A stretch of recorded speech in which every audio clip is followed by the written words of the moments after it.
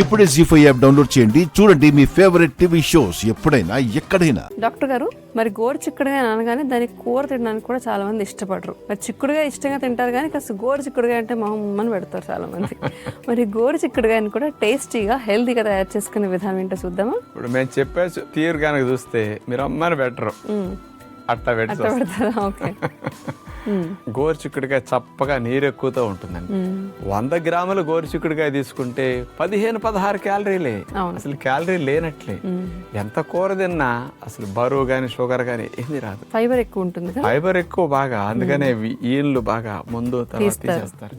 Motion బాగా అవ్వాలంటే చివర్లు కొద్ది కావాలంటే కట్ చేసేసుకుని అలాగే కూర వండుకోండి, మోషన్ బ్రహ్మాండంగా అవుతుంది. అలాంటి వాళ్ళు అట్లా తినాలని. ఈ గోరు చిక్కుడుకాయలో ఫోలిక్ యాసిడ్, కూరగాయల్లో ఫోలిక్ యాసిడ్ ఎక్కువ కూరగాయ గోరు చిక్కుడుకాయ. అందుకని వాటిని బాగా మనం చెప్పినట్టు స్పెషల్ కారం వేసి వండితే మాత్రం గోరు చిక్కుడుకాయ కూడా ఇష్టపడిన వాళ్ళు కూడా చూస్తేనే తినేయాలనిపించేటట్టు ఈ కర్రీ ఉంటుంది. చూడండి, అది గోరు చిక్కుడు కారం తయారు చేయడానికి కావలసిన పదార్థాలు: గోరు చిక్కుడుకాయ ముక్కలు 1 కప్పు, టమోటా పేస్ట్ 1 కప్పు, కొబ్బరి తురుము 1/2 కప్పు, వేరుశెనగ పప్పులు 1/2 కప్పు, మినపప్పు 1 టేబుల్ స్పూను, శనగపప్పు 1 టేబుల్ స్పూను, ధనియాలు 1 టేబుల్ స్పూను, జీలకర్ర 1 టేబుల్ స్పూను, నిమ్మరసం 1 టేబుల్ స్పూను, ఎండుమిరపకాయలు 5, పసుపు కొద్దిగా, కరివేపాకు కొద్దిగా. ముందుగా కట్ చేసుకున్న గోరు చిక్కుడుగా ముక్కల్ని ఉడికించుకోవటం కోసం ఒక పాత్రలో వేసేసి అందులో టమోటా రసం పోసి వాటిని ఉడికించుకుంటాం. ఎక్కువ ఉడకక్కర్లేదు, 1 విజిల్ వచ్చే వరకు ఉంచినా సింపుల్గా అయిపోతాయి, లేత గోరు చిక్కుడుకాయలు ఉంటాయి కాబట్టి. ఇక ఈ గోరు చిక్కుడు కర్రీకి స్పెషల్ కారం సిద్ధం చేస్తున్నాం.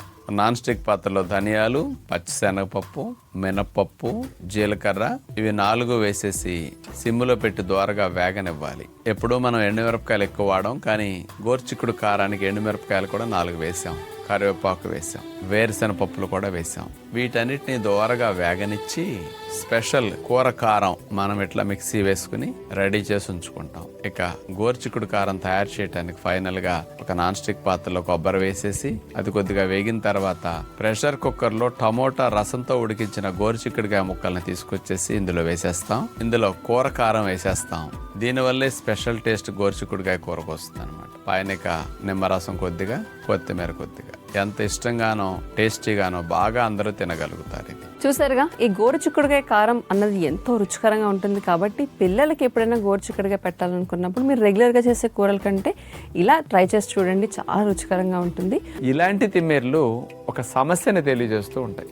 ఓకే. కానీ ఇలాంటి వాటి నుంచి బయటపడాలంటే రక్త ప్రసరణ మనం పెంచుకోవటానికి ఫస్ట్ వ్యాయామాలు చేయాలి. వ్యాయామాలకు మించిన మందు మరొకటి లేదు.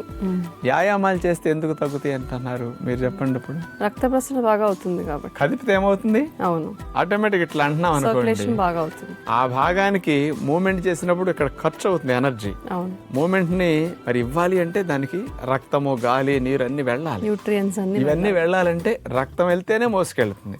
అందుకని ఆటోమేటిక్ గా రక్తనాళాలు వ్యాకోచించేస్తాయి. వ్యాకోచిస్తే చకచక బ్లడ్ వెళ్ళిపోతుంది. బ్లడ్ వెళితే మళ్ళీ రివర్స్ వెళ్ళిపోతే కొత్త బ్లడ్ ఎట్లా వెళ్తుందండి కదా. అందుకని వ్యాయామం చేస్తే దీనికి చక్కటి పరిష్కారం.